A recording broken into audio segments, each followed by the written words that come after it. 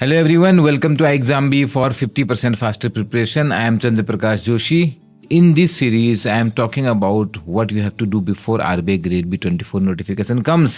आज की वीडियो में डिटेल में बात करेंगे रीजनिंग सेक्शन के बारे में। पहले के दो वीडियो मैंने आपको बताया, फर्स्ट थिंग नोटिफिकेशन आने के बाद फोकस आ जाता है फेज 1 पे। अगर आप उन बचे हुए 50-60 दिन नोटिफिकेशन के बाद जो आपको मिलते हैं उसमें फेज 1 निकाल लेते हो, you are really doing great, I am telling you. और उसके बाद तो आपके पास केवल 20-22 दिन बच जाते हैं, फेज 2 की पूरी तैयारी करनी होती है। इसीलिए यहाँ पर ये बहुत जरूरी हो जाता है कि आज आप नोटिफिकेशन आने से पहले क्या कर रहे हो, नोटिफिकेशन आने के बाद बचे हुए दिनों में आपको किस तरीके से एग्जाम को क्रैक करना है, डेफिनेटली हम बताएंगे। अभी बात कर लेते हैं रीजनिंग के बारे में। फेज 1 एग्जाम में 60 क्वेश्चन है रीजनिंग के, second most important topic after the general awareness. अगर आपको फेज 1 क्लियर करना है और करना ही है आपको, तो एक तो जीए बिल्ड करनी है, मैंने डिटेल में बता दिया, आप प्लीज उस वीडियो को देखिए। और उससे भी ज्यादा इंपॉर्टेंट रीजनिंग क्यों हो जाता है फेज 1 क्लियर करने के लिए, क्योंकि यहाँ पे सरप्राइज फैक्टर बहुत कम है एग्जाम में। आपको एक एग्जांपल देके बताता हूँ। आपने काफी सारी जनरल अवेयरनेस पढ़ी, आपको बहुत सारे देशों की करेंसी पता है, आपको ओमान की करेंसी भी पता है, बट एग्जाम में आ गई जर्मनी की करेंसी। यह है चांस फैक्टर जो जीए में होता ही होता है।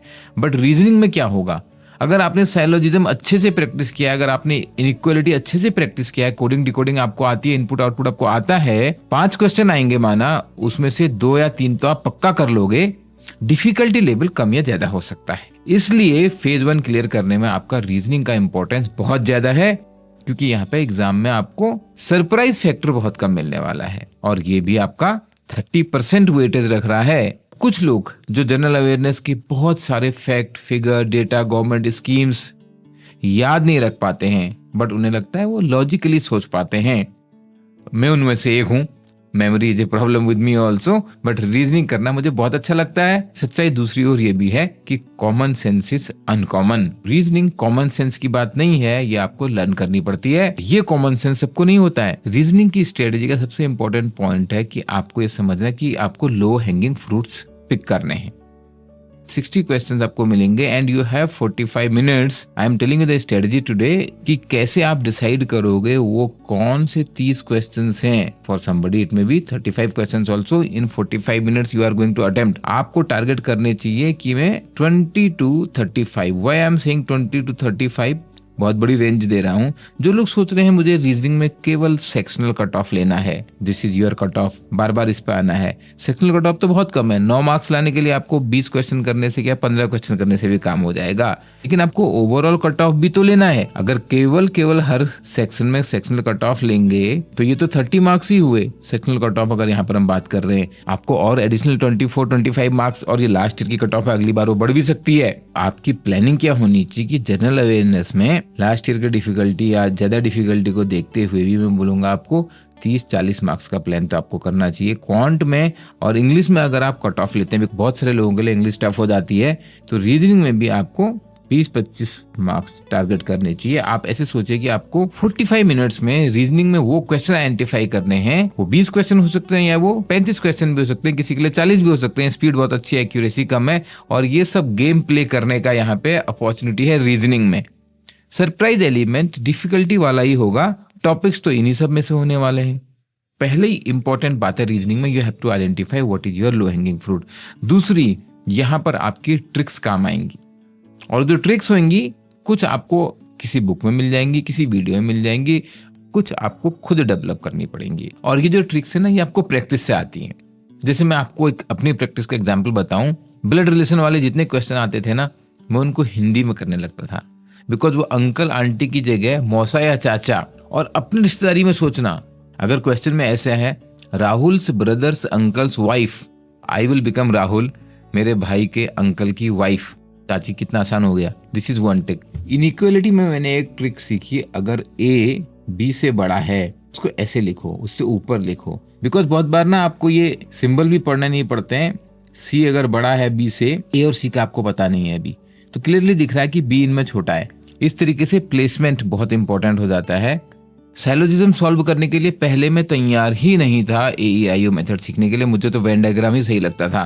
बट जब मैंने देखा कि वेन डायग्राम में मेरे से हमेशा एक क्वेश्चन गलत हो जाता है और टाइम भी लग रहा है, तो फिर मैंने AEIO का मेथड सीखा। English letters ABCDEF। आज भी मुझे याद है कि 13 होता है M और T होता है 20। EJOTY एक याद कर रखा था हमने, EJOTY, 5, 10, 15, 20, 25। तो ऐसी जो टेक्निक्स होती हैं वो आप धीरे धीरे सीख जाओगे और आप आइडेंटिफाई कर लोगे मेरे लो हैंगिंग फ्रूट क्या हैं।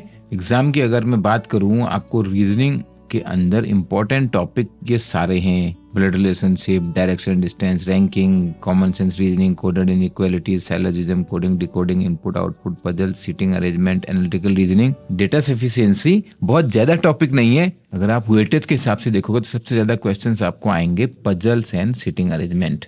यहाँ पर एक बात याद रख लेना, अभी मैं आता हूँ उस बात पे, और उसके बाद आपको एनालिटिकल रीजनिंग के क्वेश्चन मिलेंगे 8 to 12 क्वेश्चंस, और बाकी जो अदर टॉपिक्स हैं जो मैंने अभी आपको दिखाए, alphabetical, alphanumeric series, coding, decoding, inequality, input output, direction, syllogism, blood relation etcetera. यहाँ पर आपको करना क्या है, जो मैंने आपको बोला था, एक बहुत ही इंपॉर्टेंट ध्यान क्या रखना है, आपको पजल्स से शुरुआत नहीं करनी है। सबसे ज्यादा वेटेज पजल्स का, और पजल से शुरुआत नहीं करनी है। आप पजल्ड हो जाओगे 15 मिनट खराब करने के बाद, जब आपसे पजल सॉल्व नहीं हो रही होगी, तब जो प्रेशर बढ़ेगा एग्जाम हॉल में। ये आप बात याद रख लीजिए। I am not saying not to attend puzzle, but उसको लास्ट में अटेंड करना है। उससे पहले लो हैंगिंग फ्रूट निकाल लेने हैं, जो ये सारे टॉपिक्स की मैंने बात की आपको। किसी के लिए इनइक्वालिटी बहुत आसान हो सकता है, सबसे इजी। किसी के लिए सैलोजिज्म हो सकता है, किसी के लिए ब्लड रिलेशनशिप। एक तो क्या है, पजल अगर गलत सॉल्व हो गई तो सारे 5 क्वेश्चंस हो गए आपके गलत। यहाँ पर वैसा नहीं होगा। सैलोजिज्म का 4 या 5 क्वेश्चन आए थे तो एक गलत भी हो सकता है, लेकिन बाकी पर कोई इम्पैक्ट तो नहीं पड़ रहा उसका। तो सबसे पहले आपको करने हैं बचे हुए टॉपिक जो अदर्स है, फिर उसके बाद करना है एनालिटिकल रीजनिंग, क्योंकि जहां तक बात आती है अजम्पशंस, इन्फ्रेंसेस, ये कॉमन सेंस बहुत कॉमन नहीं है, और हम उन्हें कॉमन सेंस से करते हैं, गलतियां हो जाती हैं। इसमें एक्यूरेसी लेवल डेफिनेटली कम होता है, सबका कम होता है, मेरा भी कम होता है। आप इनको सेकंड नंबर पे लीजिए, और लास्ट में करने हैं पजल सीटिंग अरेंजमेंट के क्वेश्चंस।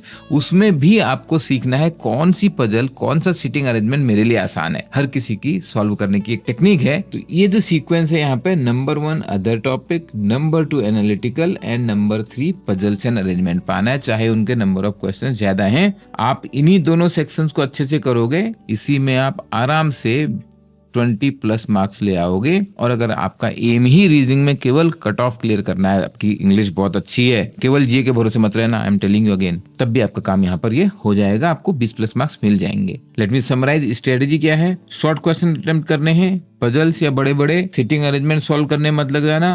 प्रैक्टिस करनी है बहुत सारे मॉक टेस्ट की, लो हैंगिंग फ्रूट, उससे आपको पता लगेगा आपके लिए क्या है। स्पीड और एक्यूरेसी को बैलेंस करना है। क्वांट में आप कम क्वेश्चन करके ये चांस ले सकते हो सेक्शनल कट ऑफ करने का, बट यहाँ पर आपकी गलती ज्यादा होगी क्योंकि ये रीजनिंग है, और बहुत बार हमारी रीजनिंग गलत लग जाती है। यहाँ पर आपको कंपैरेटिवली ज्यादा क्वेश्चन करने हैं, एंड मोर ओवर आपको ये भी एम करना है कि रीजनिंग में आप ज्यादा स्कोर करो, जिससे कि आप ओवरऑल फेज उनका कट ऑफ डेफिनेटली क्लियर कर लो। मोस्ट प्रिडिक्टेबल सेक्शन है रीजनिंग, ये बात आप याद रखो, और 30% वेटेज भी है। अच्छा, ये बात तो शायद आपको दोबारा नहीं बोलनी पड़ेगी कि प्रीवियस ईयर क्वेश्चन डाउनलोड कर लेना। प्रीवियस ईयर क्वेश्चन तो हर टॉपिक में बोल रहा हूँ, हर टॉपिक में आपको डाउनलोड करने हैं, और उन्हें बार बार प्रैक्टिस करना है, जिससे आप जो भी पढ़ाई करो आपको ये समझ में आ जाए कि एग्जाम में किस टाइप के क्वेश्चंस आने वाले हैं। रीजनिंग कंपैरेटिवली आसान सेक्शन है, लेकिन आपको तैयारी अभी से करनी है। ये सारे चैप्टर पहले कर लीजिए जो मैंने आपको दिखाए, और उसके बाद डेली इसमें प्रैक्टिस कीजिए। आपको अपने आप पता लग जाएगा आपके कौन से लो हैंगिंग फ्रूट है। पूरी फेज 1 प्रिपरेशन में रीजनिंग अपने आप में लो हैंगिंग फ्रूट है। आपको ये बात समझ में आई है तो please like the video, share the video and subscribe to the channel. और हाँ, मैं आपको एक आरबीआई प्रिपरेशन के लिए गाइड दे रहा हूँ, जिसका लिंक मैंने डिस्क्रिप्शन में नीचे दिया है। कंप्लीट गाइड है, आपको समझ में आएगा कैसे आपको आरबीआई ग्रेड बी की तैयारी करनी है। हर छोटा छोटा पॉइंट, हर एक सेक्शन की बात, कौन से चैप्टर इंपॉर्टेंट है, प्लीज डाउनलोड कीजिए। अपने इस समय को सही से यूटिलाइज करिए। हम मिलते हैं नेक्स्ट वीडियो में। Thank you for watching the video. We at iExamBee are here to make your job preparation 50% faster. Wish you all the best.